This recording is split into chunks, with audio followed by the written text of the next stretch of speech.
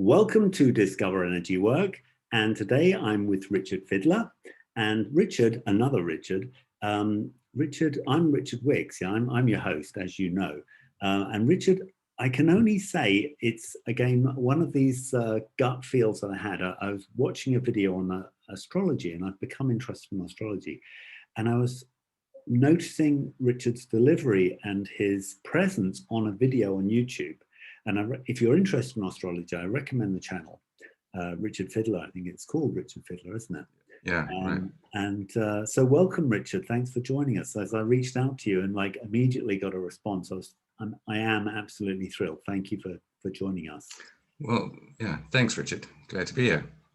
So, and we were just before we started, I mean, literally, I felt, wow, it's like I'm meeting somebody that's in fact, you said it. I was saying, I came out of the closet, the feeling energy closet. I feel right. I was saying, I'm doing body work and a little bit of energy work. And it's like, well, most of it's really guided by the philosophy of energy. And you were saying you hadn't had that experience. And I was like, oh, that's interesting. Right.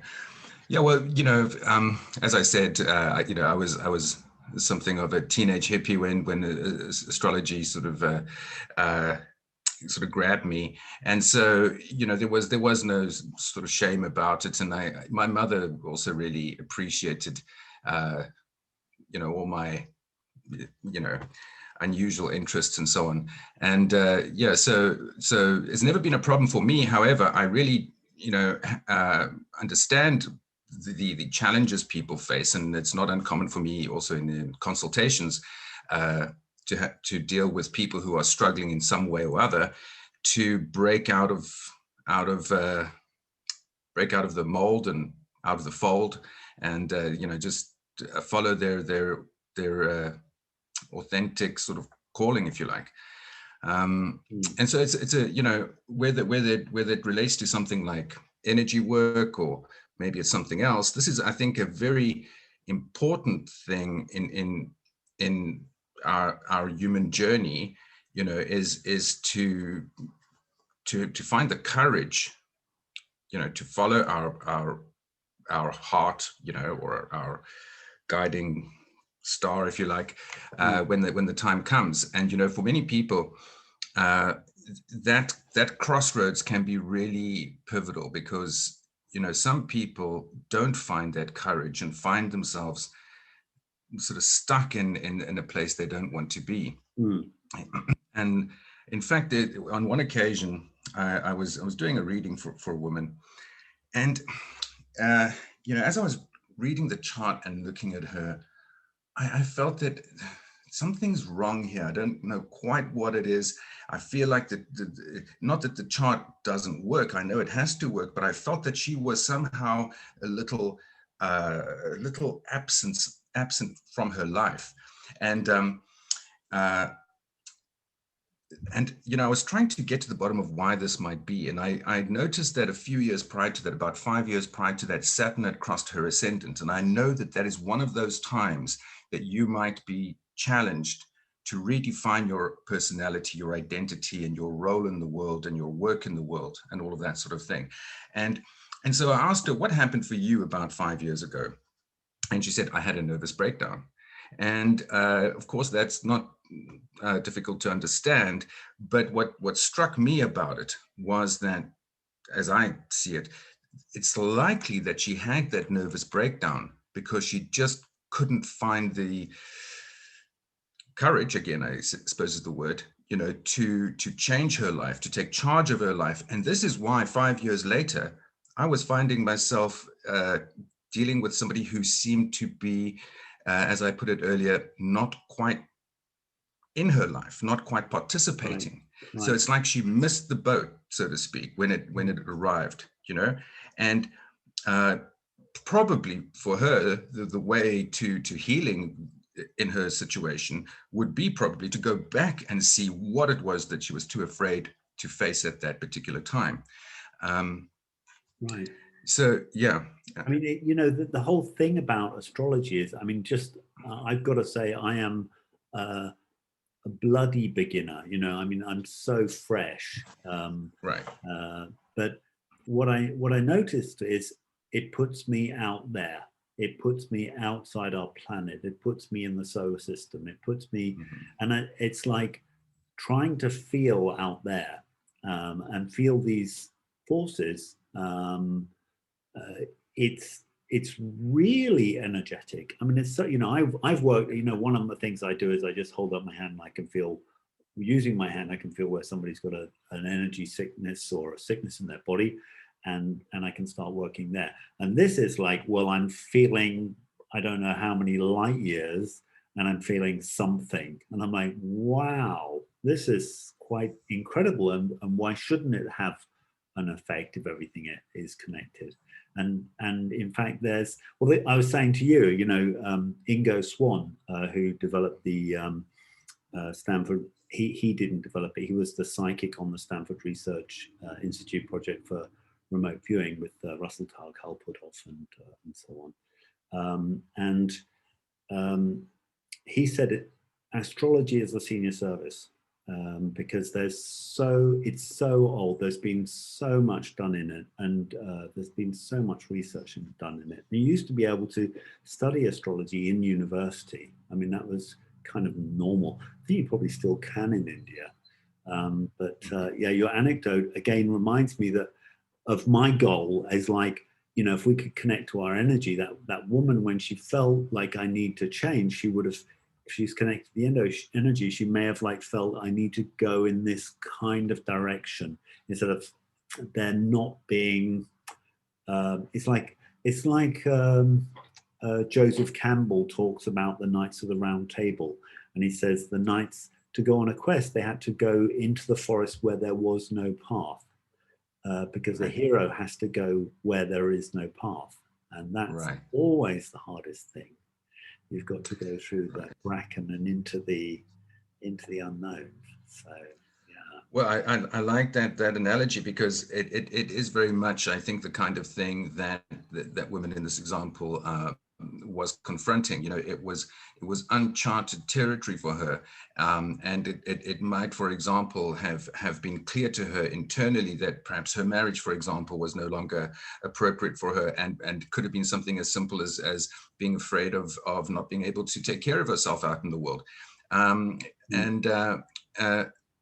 but you know, it can take many different external forms, but we do arrive periodically at these points in our lives where, again, to compare to that you know, the story with the Knights of the Round Table, where we enter uncharted territory. And astrology essentially can give us something of a map, can give us some sort of insight into what a particular chapter or process in our life is calling for in us. But, you know, just to come back to what you were saying a moment ago about, you know, astrology being the senior service, was it? You know, maybe I'm misquoting Ingo. Sorry, Ingo. Right.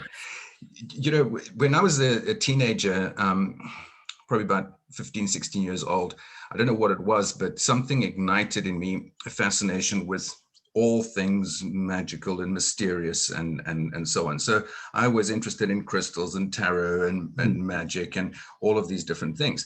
And after a year or two, astrology emerged for me from all of that as the one thing I felt I could really get a grip on, the one thing that really seemed to work consistently.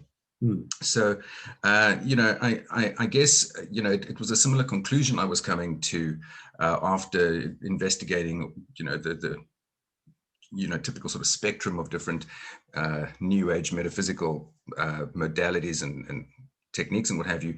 You know, that astrology has this I want to say consistency and reliability. So, for example, you know, I personally believe that tarot cards work, and there's lots of other divination techniques that work. But with tarot cards, for example, you know, some people might be very anxious about a particular situation they're in their life, and they just keep doing more and more readings for themselves, maybe a few a day until they don't know where they are. And I realized this with astrology, you can't really do that. You've got the information that's relevant to your case, and that's what you've got to work with. It had some of these safeguards against allowing you to send yourself into sort of deep confusion. Of course, it's challenging enough to learn how to read astrology properly, but it seemed to me, I suppose, the most, should we say, scientific, metaphysical technique or paradigm. Yeah, it's an interesting story in a book I read. I'm a bit of an Ingo Swann fan, and after he died, some books have come out. The one that he didn't publish is called Psychic Literacy, and he talks about a scientific research that was done into astrology, and it came up with the guy actually was sort of trying to disprove it, and he came out on the side of like, well, if I look at this, when I've got the correct information, I get quite beyond chance predictions. So if somebody was born on the degree where they would likely to be a doctor, you found they were a doctor or in the medical profession, and same in the sports profession. And so it came out, the study came out, and again, I would love to know where the studies is so I could link to it. But the book is called Psychic Literacy. It's Ingo's book. And another group of scientists said, well, we're going to disprove that. And they came out, three scientists came out, and they said, well, we're going to disprove it. And they were about to publish their work. And one of the scientists left the group and said they have cheated. They've cheated. They've fudged their figures because they were actually proving it. They couldn't disprove it. And but it's like, James Randi's old nonsense about how Uri Geller, really proved to Randi about psychic functioning, and Randi was just not having any of it because it was his gig. It's his story is making fun of people and shaming people, and that was the idea was to do that to astrology, and of course that didn't happen. But I believe I know the study you're talking about. I think I don't know if I'm going to be pronouncing it correctly. I think it was some French researchers, Gauquelin or something like that is the name. And I know that they statistically, proved, that there was a pattern with certain general locations of the planets as either rising or on the midheaven amongst, for example, sports people. They often, military people tended to have Mars rising or Mars in the midheaven. And I do know that I think it must be this one, because I know that subsequently, it was the research was reviewed and I think with the aim to actually disproving it, but it was ultimately validated. And that is, I think there's a lot that remains to be done about, in the world of astrological research, and amongst astrologers, there's quite a lot of I suppose contention and disagreement about how one would go about that, and even whether or not astrology should try to validate itself scientifically. But I believe that there is a level at which astrology can be objectively validated. And I personally think that one of the best ways to do that is through astromedical research, because astrology can definitely give us insights into when people with a medical condition might find that there's improvement or aggravation, or even people who are healthy when they might start to develop certain health crises. In fact, that's something I would very much like to get involved in myself if I ever could. When I have my own, fantasy of the most exciting and important work I could ever do in my life, I see myself with doctors surrounded by people on machines and checking their hormone levels and all of these things and doing that kind of research. because not only can it be useful for medical science potentially, and help bring us more insight into how diseases progress cyclically, but it can in fact be something that enables astrology to become validated. And you spoke earlier about astrology having been once upon a time something that was studied in universities, and that is a fact. And it was invariably linked to the medical faculty at universities. And in fact, in India, I'm sure you're aware that in Dharamsala in India, you have the Dalai Lama lives there, and the Tibetan government in exile is there. And now in Dharamsala, I think it's called the Mensi Kung, something like this. It's the Medical and Astrological Institute. There isn't an astrological institute that's not a medical institute, or a medical institute that's not the astrological institute. Do you understand? They're combined in their culture, and I mean that's not something unique. There's not a unique idiosyncrasy of Tibetan culture. This is just preserving what was in fact even the case in Europe just a few hundred years ago. Yeah. Well, I mean, my experience with Taoism, and Taoism is, you say the mother of heaven and earth. Well, we're already very astrological when you just say the Tao, like it's the before heaven and earth. So we're already pretty astronomical as far as like saying like we want to return to cosmic beings, even, you might say. I mean, yeah, sorry to be a bit out there, but I do love my Taoism. No. In fact, if I could just add, if I don't want to misquote the Tao Te Ching here, but somewhere there's a line that says something along like, first there's the Tao, or first there's heaven and earth, and then there's 10,000 things.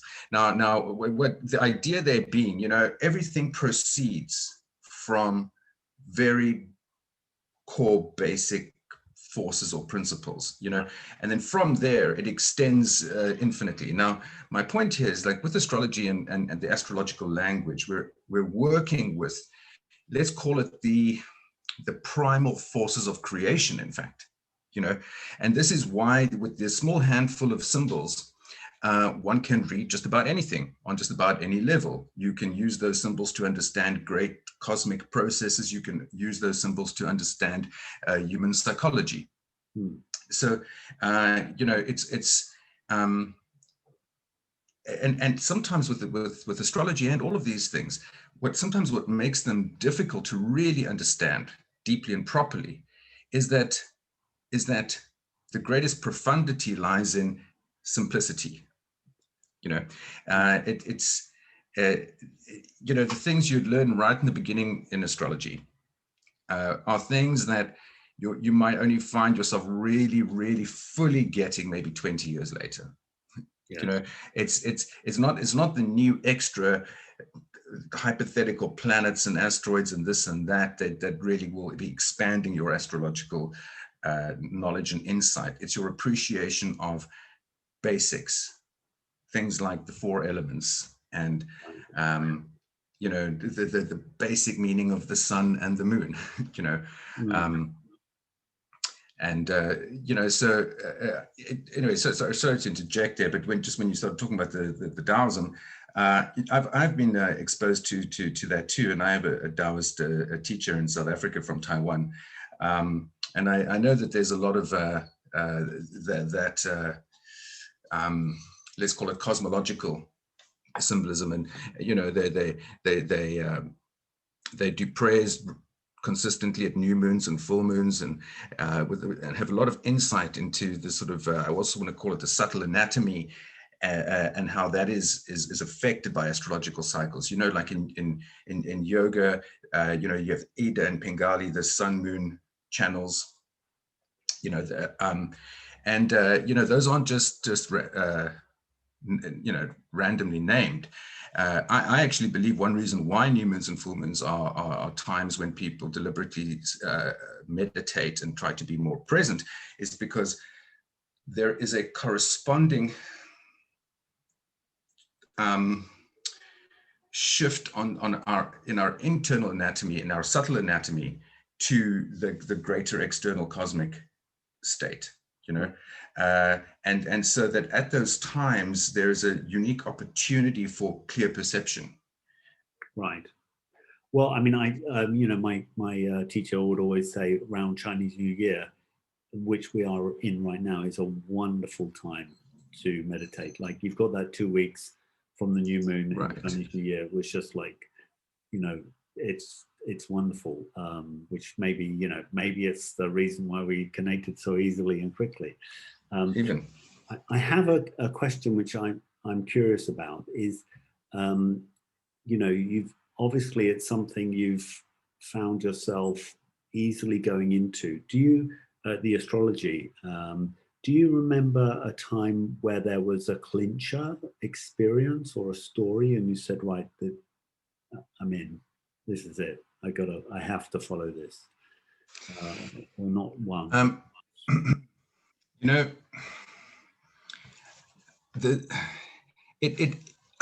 wouldn't say there was one specific moment, but maybe it was in fact when I was 15 years old and I just met some new friends. One of my high school friends introduced me to some people from an art school, and they were obviously more interesting, funky sort of people. And one of them asked me what my zodiac sign was, and I said, surely you don't believe in that stuff? How can there be 12 kinds of people? And this young girl said to me, well, a proper astrological birth chart involves calculating the positions of all the planets when you were born. And I knew enough about the solar system, and because I was interested in that when I was younger, and I understood that the solar system was essentially a clock, that every planet had its own, orbital period and cycle around the sun, and its own axial rotation period, and so on.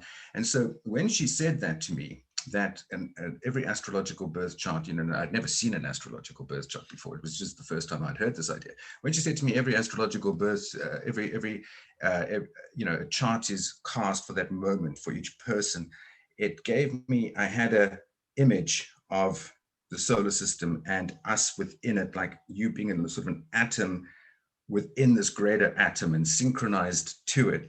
And for that moment got me intrigued. I realized that in fact, an astrological birth chart could be as unique as a fingerprint.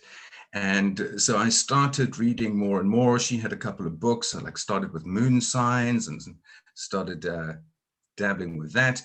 And, as it eventually evolved, one of the few jobs I ever had as a waiter for a while, when I was about 18, I was always telling people a little about their charts. I didn't know how to do full charts. I had a book with some tables in the back. I didn't even know what half the numbers meant, but I could tell that Venus was in whatever sign and Mars was in whatever sign. And I would tell them a little bit about this. And then eventually some of them asked me to write or create a report of, on their chart. And I tried to decline, but they insisted.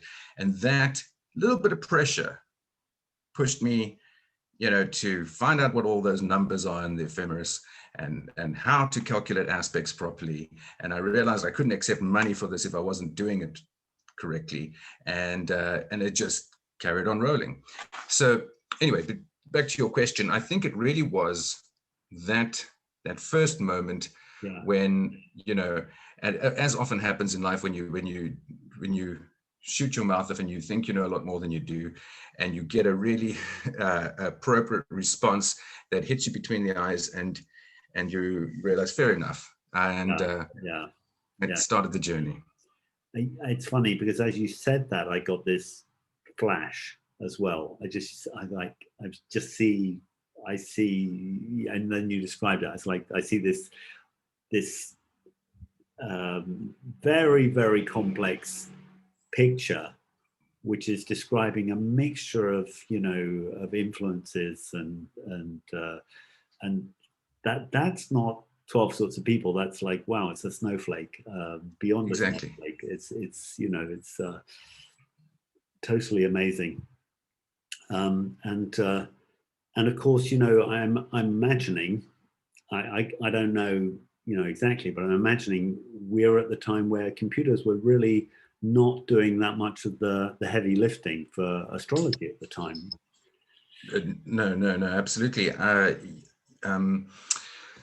mean, when I think it was 1989 when I was asked that question, and so, you know, I think I only started to use astrological software around maybe 2002 or so. So for at least I have drawn thousands of charts with a compass and protractor, Yeah, ephemeris and tables of houses. And, you know, I mean, I understand that might not be viable for most people, you know, these days. You know, computers are there and it's so much easier. Most of us won't even be able to hold a pen anymore. But I think it was actually very valuable. And I think that many people who get into astrology and instantly access, you know, the convenience of software, because of lacking that hands-on training, don't really understand or fully appreciate what the software is doing for them, you know, and so many little mistakes become a lot more likely, you know, when you do a lot of that, you know, old school pen and paper calculation, it gets you more deeply in touch with the planetary cycles. You have to labor over each little thing that you put into the chart, and so you'll more easily spot if there's something wrong with it's a meditation. It's, you know, it's like karma yoga in there. It's like it's you know, you're injecting intention and energy and feeling as you're doing it, which happens in the, you know, touch of a button nowadays. Right. And you see, the thing is, when you put birth data into software and it spits out a chart for you, you know, there's so much information there that it takes I think a very clear and disciplined mind to unpack that properly. When you have to calculate each piece and insert it bit by bit, you know, the time it takes gives you enough time to think about and absorb and contemplate the significance of each little piece that you're putting into the chart.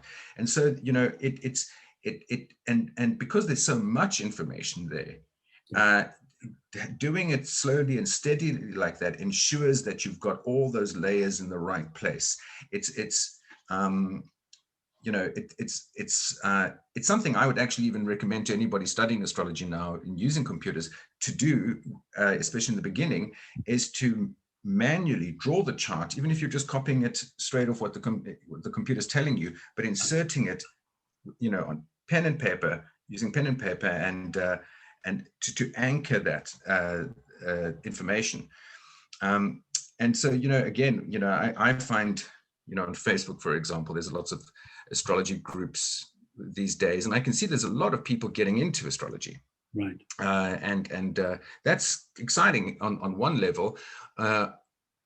Unfortunately, though, I think that they're often not getting what they could from astrology, precisely because it's almost like it's just become too easy to whip up a chart, but then not have any idea what's going on there. And many people, again, make the mistake of thinking that the more bells and whistles they add to their chart, the better they're doing. But it's actually the opposite. Right. You know, this is why, in fact, myself and many other people have found Vedic astrology and other more traditional approaches to astrology so profound and effective, because, you know, we've kind of lost a little bit of the clarity in the original, you know, basics of the system. Right. So right. I actually find that most people who've just finished a long astrology course, their problem usually is you know, having to decide what to get rid of. And that's a very tricky thing, because, you know, this is why it's so important to build your astrology bit by bit too, just in terms of your learning, because then each technique you learn should be validated over time before you add more. Otherwise, you study a huge amount of theoretical stuff and you don't know which bits work and which don't. And the more of it you have to grapple with, the harder it is to engage with any particular piece and figure out whether or not it works. So I actually find that many people who study astrology these days, they have a lot of information in their swimming around in their minds, but they haven't built it up in a steady, discerning way. And then eventually they don't know what to do with it, you know? Right. So simplicity, there's one message I could give to anybody out there getting into astrology. If you're feeling confused, simplify it. Right. Well, that's always I think it's good advice, certainly for the beginner. I mean, I certainly think for me, like I've got my chart and I look at it and I go, I can't make head or tail of it. I don't know. I can't even know where to start. I mean, when I do look at something, or in fact, sometimes I just look at one thing and I go, oh, I wonder if this means that. And so I ask somebody, in your chart, does this might indicate that? And they go, wow. Right. And I'm like, well, it's just one thing I've looked at and it's pretty, I think I said, oh, is your mum a talker? And she said, oh yeah, big talker. I'm like, okay. Well, right. I should be able to see that, but I forget what it was. Anyway, I wanted to ask you, because I really am absolute, beginner. I wanted to ask you, have there been people that have walked in for consultations? I really want you to share a story, if you've got one, where you felt like, they felt like, wow, this is like changed my life, or this is, or confirmed something. And then you were able to have the really great feeling of seeing some confirmation over a period of time that was really right. Yeah, well, look, I think there's quite a few such stories, and when you initially emailed me, and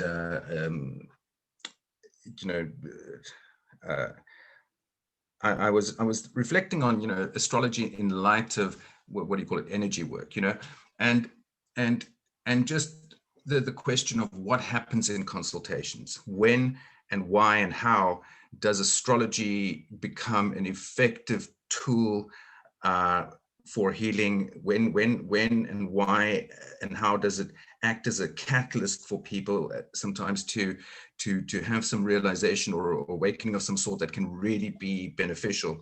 And I remember even early on in my astrology studies feeling that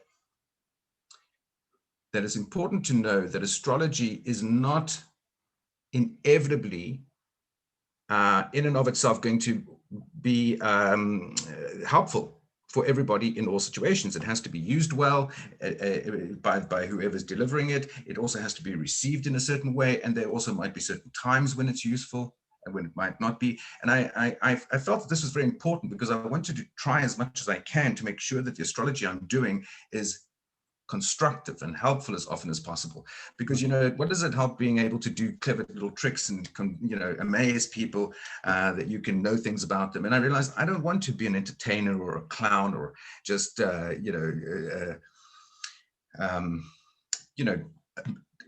dazzle people. What's the use in paying me just to entertain you and show you that it's possible? In fact, I wanted to be constructive and therapeutic. Now, having said all this, we talk about this at length, but there's definitely been certain particular consultations, where interesting things occurred that I think helped me sort of get a little more deeply in touch with how to make astrology a healing thing.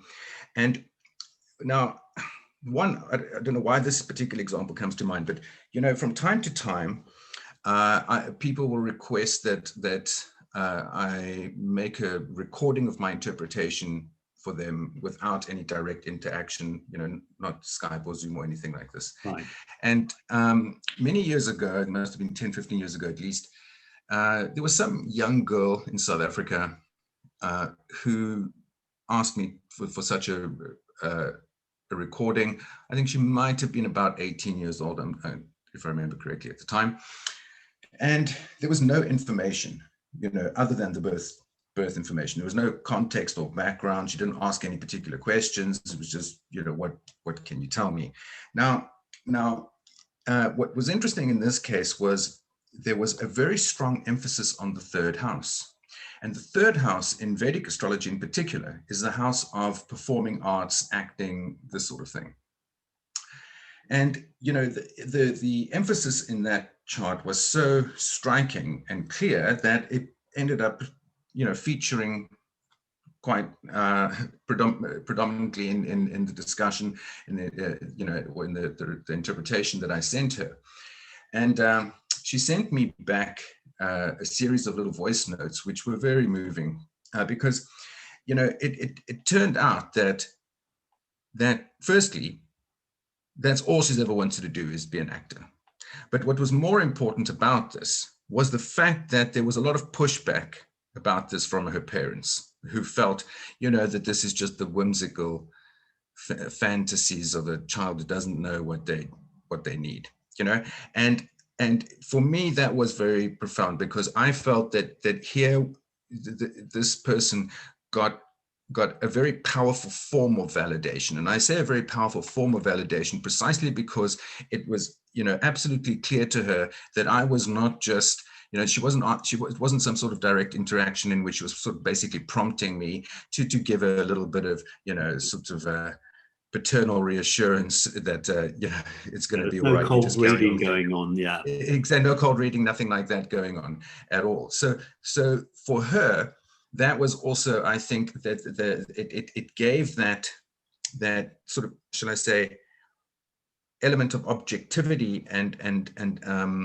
therefore, I suppose, extra legitimacy to what I was saying. And again, the fact that this was going to, I believe, instill in her or reinforce in her the confidence to carry on pursuing her path, I felt that there she had been well served. So this is one of those examples of where astrology, as a, let's call it a sort of an X-ray machine, if you like, had really helped a young person not to doubt themselves. Now, look, I mentioned when you emailed me, I was thinking a lot about, astrology and energy work and all of that. And it made me think of a few cases where people initially reacted quite badly to, or with discomfort, shall I say, to an astrological reading. And what's really interesting about that is that some of the people who had the strongest negative reactions actually have ended up being the people who refer others to me most consistently. Because, after that, sometimes we have some issues that we've been hiding from ourselves, you could say, or avoiding facing. And sometimes it can happen quite accidentally. Sometimes people might come to an astrology reading for a bit of casual entertainment, and then something gets said that opens up Pandora's box, at least initially. And so, in other words, what I'm getting at here is that there have been times that astrology has produced what we could call a sort of a healing crisis, but I believe that this is definitely an aspect of energy work, whether we're talking about it psychologically or even physically. There are sometimes, literal or figurative toxins or in the system somewhere that sometimes have to be flushed out and which can produce discomfort, but which ultimately produces healing. And, I actually do, I get a lot of my clients from a particular psychologist in South Africa. And I really appreciate that, because, the people that I get sent by this doctor have already been working on themselves with her. And why I'm mentioning this is, they understand that they're coming to the astrological consultation they're viewing the astrological consultation as an opportunity to engage in that kind of work. Now, this might sound like a given, but there's a lot of misunderstanding about what astrology is, and many people still perceive it as this. That's all about prediction, basically, and there's this assumption that things are sort of set in stone, which is not the case. Astrology as a, let's call it, again, a sort of energy or a X-ray that gives us insight into the energetic patterns of a person's psyche, for want of better words, can help us to give people an insight into why they're creating certain patterns repeatedly, and ultimately to become empowered to change that. And I think I can say at this point that having tried to intentionally steer my practice in this, I want to call it maybe psychotherapeutic direction, as opposed to, let's call it, sort of a fortune telling process. It's given me many very rewarding experiences of seeing astrology really help people. And I realized that it probably borders on illegal to use the word psychotherapy and astrology in one brace, in as much as but my point is, I feel that after doing this for 30 odd years, I feel that it's at least equivalent to the kind of expertise that a psychologist would have. Right. In fact, astrology is, if anything, a language that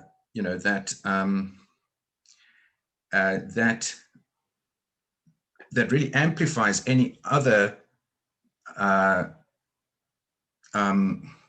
useful psychological paradigm. In fact, Jung said, if I remember correctly, astrology is assured recognition from psychology without further restriction, because astrology is the summation of the psychological knowledge of antiquity.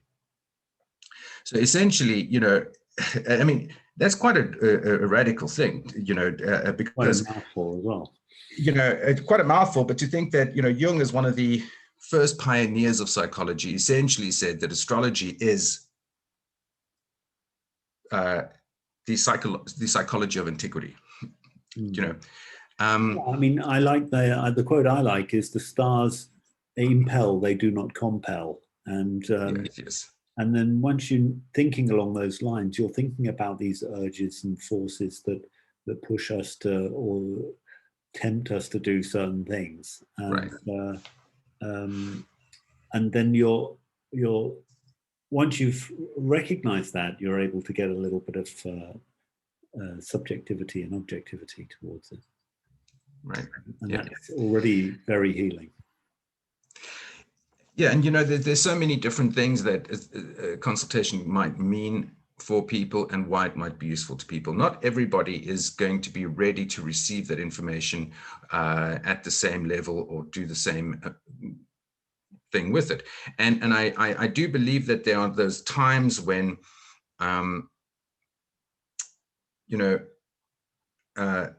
when the person with just the right kind of challenge arrives that astrology really can address, and you have something really profound and cathartic occurring. I mean, I recently looked at the chart of a young child. I discussed it with the child with her mom, who they were having some difficulties in their relationship. And without getting into too much technical detail, I realized that simple observations that are quite easy to make astrologically actually turned out to be quite profound there, because the mother's chart showed that she herself had experienced her parents as oppressive and rigid and strict and so on. And, the fact that I, as a stranger from the outside, could say, Mom, look, it looks to me like you probably are not, your own early upbringing, having been a bit cold and strict and rigid, has made it natural for you to think that that's how things work. And I know you love your daughter, but you probably telling her what to be afraid of more often than you're telling her how much you love her. And I could tell that without even the mother having to explicitly acknowledge that, it was clear that she recognized and recognized this. Now, something this simple, I believe, can really be important because without astrology, when people in their relationships have certain challenges, it's easy for them to use all kinds of tricks and verbal semantics to dodge responsibility or acknowledging of what they're bringing to it. When an outside, without any prejudices, puts the finger on that particular place, sometimes it finally means that that person can't deny this anymore. And the thing also about astrology is that it's not judgmental. It's just describing certain states of energy, and it's kind of impersonal. I think this is also what makes it possible, or at least somewhat more possible or easier for people to accept hearing a difficult truth. Because in that kind of situation, again, especially when there hasn't been any means of cold reading it, they realize that this is not, even though every now and then people say to me, this is what my boyfriend says to me all the time, but this is the first time, I guess now I have to accept it because you don't know me, Right. And sometimes this kind of new level of honesty, I guess, for want of maybe a better word here, can be so healing in relationships.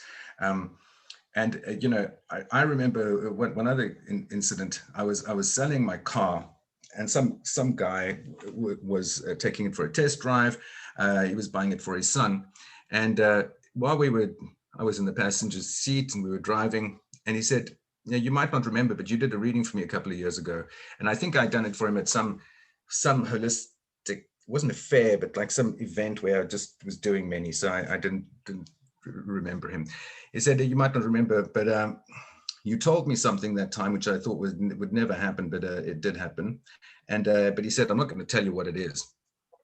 And I mean, I found that kind of amusing because, I realized like, that guy probably didn't need any psychotherapy as such, but what is interesting is that, he's probably otherwise a pretty skeptical person when it comes to these sorts of things. I don't think doing astrology readings was really his thing, but the fact that he's actually he was refusing to tell me what I told him was kind of telling, because I must have told him he was going to do something a little bit naughty, which probably turned out to be true. But my point here being is, even there's a little energetic something that's happened. In other words, like there's some pretty skeptical conservative bloke out there who, at least in his own little inner sanctum, knows that there's more between heaven and earth than dreamt of in his philosophy, as it were. Yeah.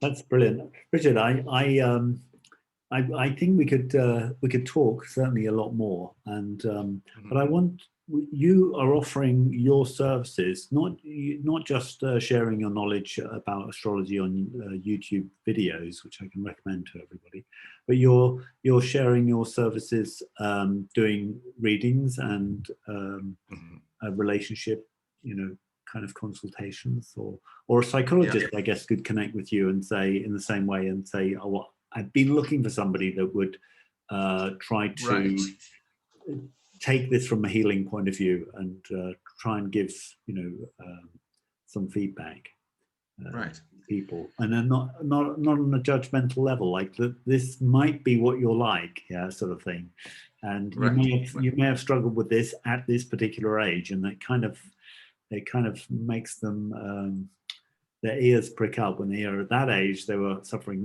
with that, and you say, by the way, this is coming, and you may want to start preparing in this way. Right.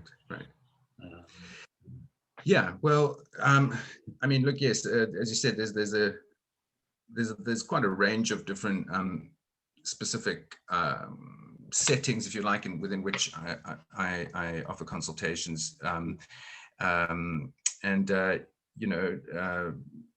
for some reason lately, I seem to be dealing very often with people having some difficulty understanding their children, so yes, and I also teach individuals who want to learn to practice astrology, mostly through private lessons. Mm-hmm. I also run courses from time to time. I don't know if I could squeeze in another little anecdote here for a moment, but I remember several years ago, my daughter was about 7 years old at the time, and she was having Saturn square Saturn. Saturn takes 7 years to move 90 degrees. And me and her mum went together at the time, but her mum contacted me and said she's really worried because our daughter was expressing lots of fears about death and talking a lot about this and all this sort of thing, and was wondering whether she should go see a psychologist or what have you. And I looked at her chart and noticed that she was having this Saturn square very exact, and it made good sense to me that she would be on some very deep primal level, could be confronting the reality of mortality, however, to whatever extent she was capable of understanding it at that particular time. And and I saw that it was particularly focal. So in other words, the angle was very exact at the time. And so I thought that if this, what I basically said to her mom was, if this continues beyond this time, then let's relook at it, because that might then be that there's some more deep-rooted, entrenched anxiety or fear pattern. But as I expected, she stopped having this preoccupation with it just after that aspect eased. Right. The simple moral of the story is, sometimes astrology can help you glimpse what's going on in a child's psyche, what's behind certain particular narratives that are emerging, and sometimes you can see that they're processing some new perception about life and a new understanding about life on some level, and astrology can help you see how much room to give that before intervening and pouncing on the situation as being a problem.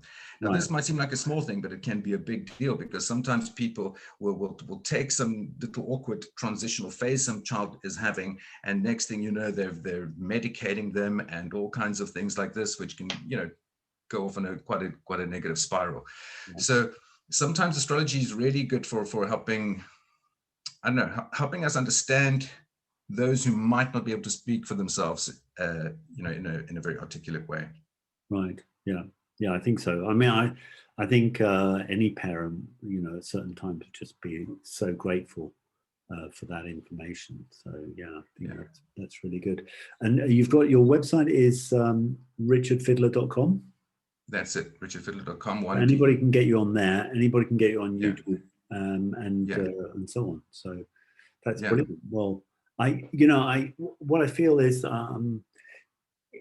it's discover energy work, and I feel like astrology is, it is energy work, and there is a lot to discover there. I'm just starting on my own little journey, and as an energy worker, seeing it in a different way. But I could see somebody like you who's come in and kind of connected to the energy work through astrology. It's quite a whole fascinating different area. So thank you very much. Well, great pleasure. Thank you, Richard. And I wish you all the best with your astrology journey. It's a very worthwhile thing to do. And the more you know about other techniques, the better. Astrology will tend to complement any other